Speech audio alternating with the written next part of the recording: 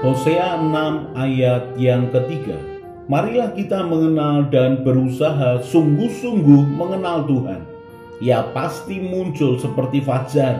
Ia akan datang kepada kita seperti hujan pada akhir musim yang mengairi bumi. Sampai dengan hari ini, Tuhan masih berbicara kepada kita manusia. Tuhan bisa berbicara melalui firman yang didengar, melalui suatu peristiwa yang terjadi, melalui orang-orang yang kita temui, melalui jamahannya dalam hati kita, juga melalui pengalaman supranatural lainnya.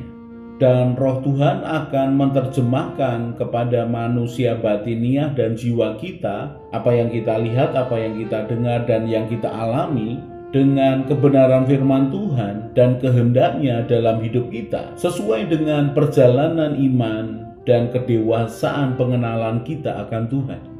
Mari ingini Tuhan, mari buka hati dan hidup kita akan tuntunan Roh Tuhan setiap waktu. Seberapa jauh kita mengalami Tuhan tergantung seberapa kita mengingini pengalaman ilahi dengan Dia. Semakin kita mengingini Tuhan, maka semakin nyata penyertaannya dalam hidup kita. Dalam renungan belajar takut akan Tuhan ini, saya mengajak saudara belajar dari peristiwa kehidupan dan dari firman Tuhan. Mari izinkan Tuhan mengajari kita. Mari membuka hati dan pikiran kita supaya kita hidup dalam takut akan Tuhan.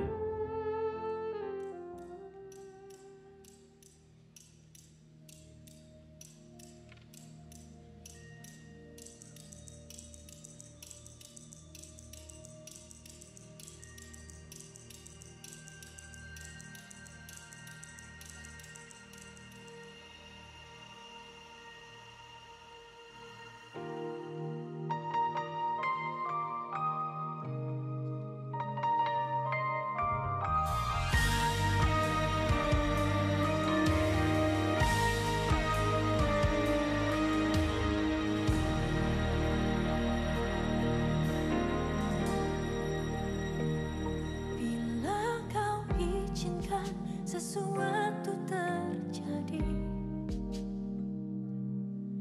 ku percaya semua untuk kebaikanku. Bila nanti telah tiba waktumu, ku percaya kuasa-Mu memulihkan hidupku. Waktu Tuhan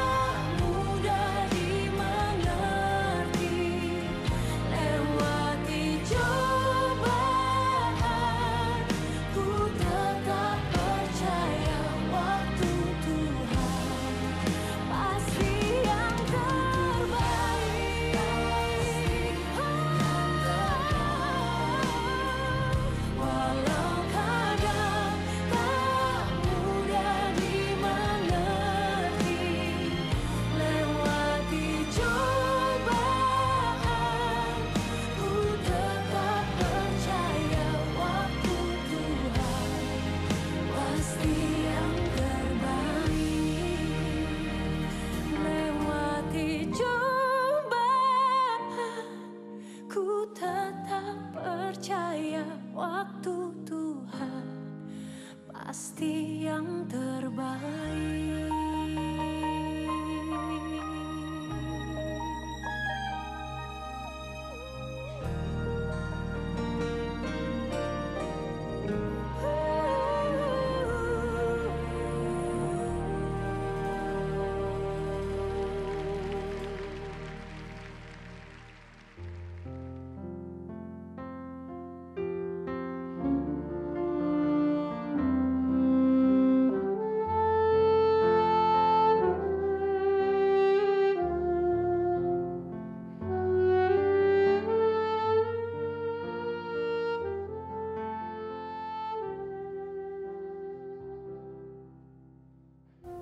Latar belakang belajar takut akan Tuhan nomor 455. Sudah melihat apa yang belum dibangun.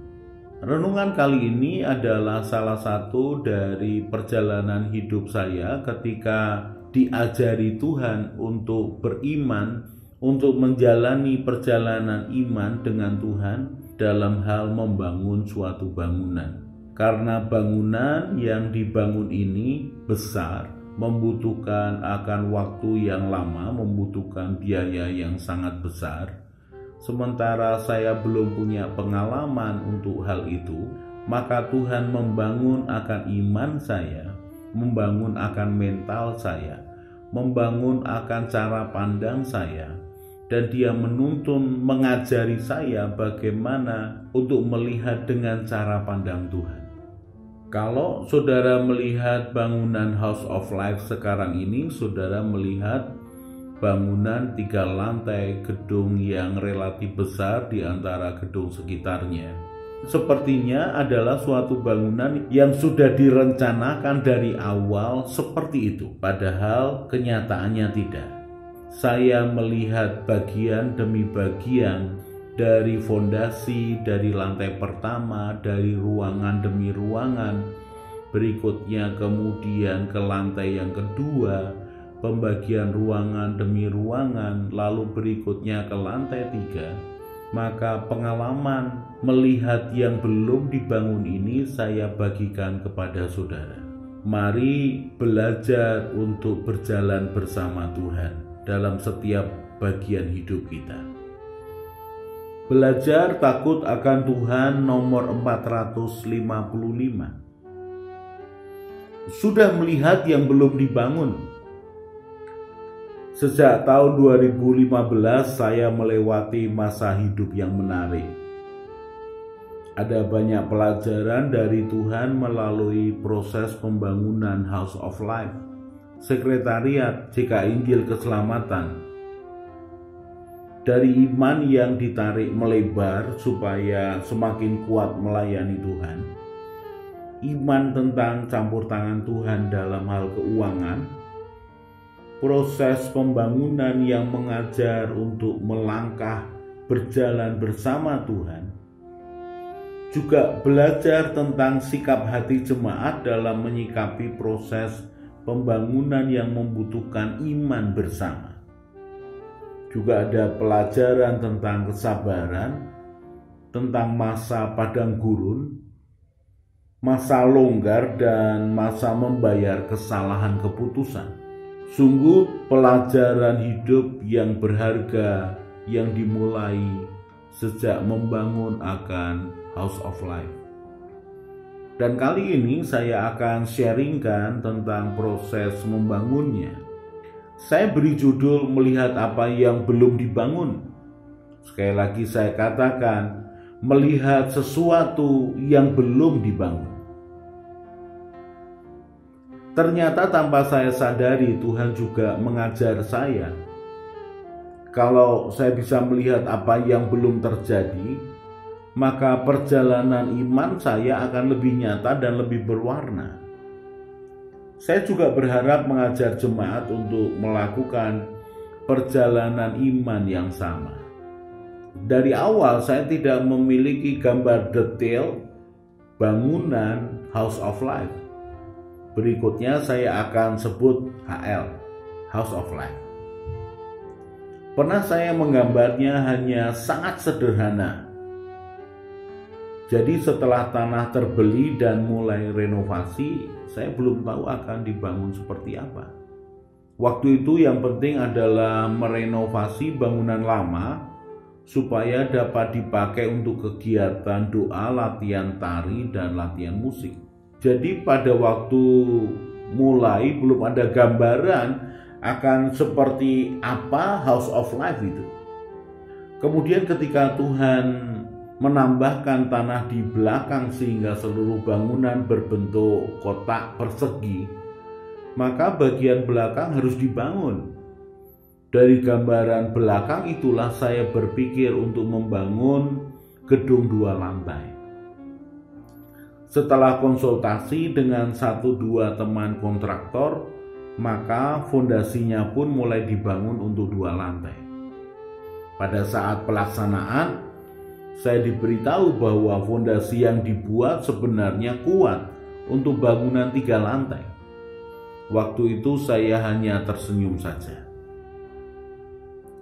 Pada perkembangannya, setelah membangun tanah belakang dan mulai membangun lantai 2 di atasnya, maka saya ditanya para tukang kelanjutannya mau seperti apa.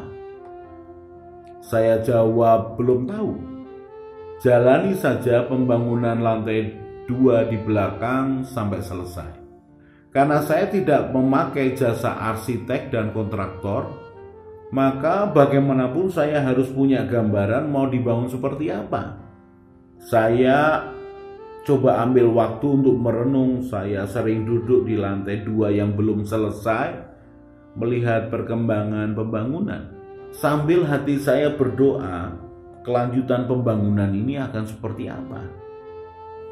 Bahkan beberapa kali saya berdiri di seberang jalan melihat ke House of Life, memperhatikan para tukang yang sedang bekerja sambil merenung dan berdoa di dalam hati. Seminggu kemudian saya putuskan untuk membangun gedung 3 lantai. Yang penting siapkan dulu fondasinya. Saya gambar denah pembangunan halaman dan gedungnya. Saya juga berdiskusi dengan tukangnya. Saya bersyukur mereka memiliki pengalaman pekerjaan yang lumayan, pernah terlibat dalam pembangunan gedung besar bahkan apartemen. Saya meminta masukan kalau saya buat teras untuk parkir 15 meter dari pagar depan. Waktu itu bangunan lama masih kokoh berdiri. Jadi gambaran saya sudah total berbeda. Cara pandang saya sudah total berbeda. Saya sudah bisa melihat bangunan barunya. Saya bisa melihat beberapa ruangan akan hilang diganti dengan ruangan yang baru. Saya coba gambarkan denah fondasinya kepada tukang-tukang. Dan saya minta para tukang untuk mengukur dan mengaturnya. Saya lihat mereka mengambil garis tengah bangunan baru dan memberi tanda dengan cat pilok. Beberapa orang melihat dan tidak paham apa yang sedang dilakukan. Tetapi karena saya sudah melihatnya dalam hati saya sudah bisa melihat lantai dasar akan seperti apa walaupun belum dikerjakan. Pada waktu tukangnya bertanya kepada saya bagaimana bentuk bangunan lantai 2-nya, saya jawab belum tahu, belum ada gambaran. Waktu itu baru konsentrasi ketampilan depan dari bangunan lantai 1, juga pembagian ruangan yang baru, yang belum dikerjakan. Saya bisa melihatnya bahwa bangunan baru nanti sangat berbeda dengan bangunan lama. Saya tahu harus mengubah fondasi tembok ruangan yang akan kemudian dilihat orang lain sangat berantakan, sulit untuk dilihat seperti apa maunya. Tetapi karena di dalam hati dan pikiran saya sudah tahu akan seperti apa, maka saya memandangnya berbeda. Saya sudah bisa melihatnya akan jadi seperti apa ruangan dan bangunannya lantai pertama. Saya mendesain akan ruang serbaguna di belakang, muat untuk kegiatan 75 orang, Berikutnya ada 2 ruang yang saya sekat dengan pintu kaca supaya bisa dipakai gabungan kalau membutuhkan. Pembangunan akan House of Life ini membutuhkan waktu yang lama karena tergantung berkat Tuhan per minggu. Tanpa sadar Tuhan ternyata juga mengajar saya tentang perjalanan iman keuangan. Saya jadi bisa mengukur iman dan kemampuan saya. Pembangunan HL ini tidak memakai uang persembahan gereja. Jadi bagi jemaat yang akan membantu pembangunan, menuliskan di amplop untuk pembangunan HL. Jadi saya harus pasang badan supaya proses dari waktu ke waktu, dari minggu ke minggu terus berjalan. Sementara para tukang mengerjakan pekerjaannya, saya cukup punya waktu untuk merenung dan berdoa. Mau seperti apa bangunannya kelak jadinya House of Life ini? Seminggu kemudian menimbang beberapa hal, saya putuskan untuk membuat tangga naik ke lantai 2 di sebelah kiri bangunan. Di bawah tangga dibuat kamar mandi. Saya terangkan kepada tukangnya, mereka bertanya apa yang saya inginkan. Lalu saya bercerita detail kepada mereka dan mereka paham. Mereka mengerjakan sesuai dengan arahan saya. Saya sudah bisa melihat 2 kamar mandi di bawah tangga, walau itu belum dikerjakan. Saya mau kamar mandi yang ukurannya normal. Waktu diukur ternyata terlalu rendah. Saya minta mereka mengaturnya. Setelah diskusi dengan tukang yang lain, diputuskan untuk menurunkan lantai kamar mandi supaya ketinggian kamar mandi itu normal. Begitu juga ketika mereka bertanya pembagian ruangan lantai yang kedua. Terus terang saya belum mendapatkan gambaran. Saya butuh duduk merenung dan berdoa. Kebutuhan ruang ke depan, juga fungsi dan keindahannya harus saya pertimbangkan. Sekian hari kemudian saya dapatkan pembagian ruangannya. Saya sudah bisa melihat jadinya ketika saya menerangkan kepada para tukang saya. Kejadian yang sama terjadi ketika ingin membuat tampak depan dari lantai 2. Terus terang saya belum tahu mau dibuat seperti apa. Jadi yang saya lakukan, saya berdiri cukup lama di seberang jalan menghadap House of Life sambil merenung dan berdoa. Mau seperti apa tampilannya? Saya coba ikuti kata hati saya. Dan setelah sekian waktu saya bisa melihat tampilannya seperti apa. Saya sudah bisa melihatnya walaupun itu belum dikerjakan. Saya melihat bangunan lama dari mata jasmani saya, tetapi dari mata hati dan mata rohani saya melihat bangunan baru di depan mata saya. Ternyata itulah perjalanan iman kita bersama Tuhan. Tuhan akan membawa kita sampai kita bisa memahami dan bisa melihat hasil akhirnya seperti apa, walaupun kenyataannya belum ada, belum terjadi. Saya tahu saya belum seberapa memahami perjalanan iman, tetapi lewat pengalaman pembangunan House of Life, Tuhan mengajarkan saya tentang perjalanan iman. Bagaimana berdoa, merenung, mendapatkan pemahaman, lalu mendapatkan gambaran akhir jadinya seperti apa. Kemudian mempercayainya, mengatakannya, membayar harganya, dan mendapatkan kenyataannya. Hati saya bersyukur. Terpujilah Tuhan Yesus Kristus yang dengan segala pekerjaan dan rancangannya yang luar biasa dalam hidup kami, Gereja JK Injil Keselamatan. Amsal 3 ayat 5 dan 6. Percayalah kepada Tuhan dengan segenap hatimu dan janganlah bersandar kepada pengertianmu sendiri. Akuilah Dia dalam segala lakumu, maka Ia akan meluruskan jalanmu.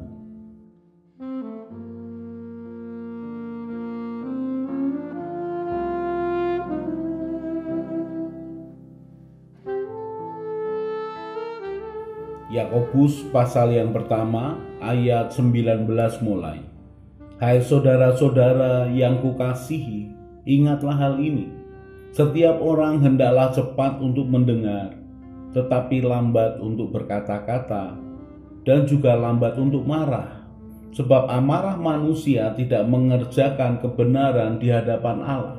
Sebab itu buanglah segala sesuatu yang kotor dan kejahatan yang begitu banyak itu, dan terimalah dengan lemah lembut firman yang tertanam di dalam hatimu, yang berkuasa menyelamatkan jiwamu. Tetapi hendaklah kamu menjadi pelaku firman, dan bukan hanya pendengar saja. Sebab jika tidak demikian, kamu menipu diri sendiri. Sebab jika seorang hanya mendengar firman saja dan tidak melakukannya, ia adalah seumpama seorang yang sedang mengamat-amati mukanya yang sebenarnya di depan cermin, baru saja ia memandang dirinya, ia sudah pergi, atau ia segera lupa bagaimana rupanya. Tetapi barang siapa meneliti hukum yang sempurna, yaitu hukum yang memerdekakan orang, dan ia bertekun di dalamnya. Jadi bukan hanya mendengar untuk melupakannya, tetapi sungguh-sungguh melakukannya, ia akan berbahagia oleh perbuatannya. Ketika kita mengadakan waktu untuk merenungkan firman Tuhan, maka bukan hanya roh dan jiwa kita yang disegarkan, tetapi perjumpaan dengan Tuhan secara tersembunyi itu akan membuat kita semakin mengenal kepribadian Tuhan. Semakin sering kita merenungkan firman Tuhan, maka kesadaran akan Tuhan dalam hidup kita akan semakin kuat, dan kita akan semakin menikmati pimpinan tuntunan Tuhan dalam hidup kita. Dia Tuhan semakin nyata, bahkan lebih nyata daripada segala sesuatu yang kita lihat dengan mata kita. Mari belajar takut akan Tuhan, maka kita akan semakin peka dengan suara dan pimpinannya. Mari mata kita tertuju kepada Tuhan Yesus dan hati kita melekat kepadanya. Maka pengajaran, tuntunan, dan penyertaannya akan semakin nyata dalam hidup kita. Saya Yosea Kristiono, Gembala Jemaat GKI Injil Keselamatan Semarang. Tetap setia, tetap semangat. God bless.